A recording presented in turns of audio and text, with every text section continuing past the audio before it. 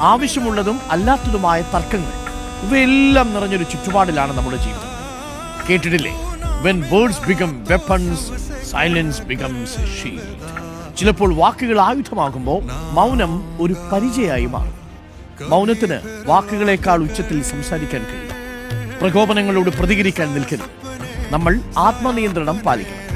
മൗനം ഒരിക്കലും ഒരു ബലഹീനതയല്ല. നമ്മുടെ ചിന്തകളും പ്രവൃത്തികളുമെല്ലാം ലക്ഷ്യങ്ങൾ നേടിയെടുക്കാനാവും. വെറുതെ തർക്കിച്ചും അനാവശ്യ വാദപ്രതിവാദങ്ങളിൽ ഏർപ്പെട്ടും സമയം കളയാൻ നിൽക്കരുത്. ഇതിനർത്ഥം ഒരിക്കലും പ്രതികരിക്കരുത് എന്നല്ല, മറിച്ച് വാക്കുകളും പ്രവൃത്തികളുമെല്ലാം വിവേകത്തോടെ തിരഞ്ഞെടുക്കാൻ നാം പഠിക്കണം.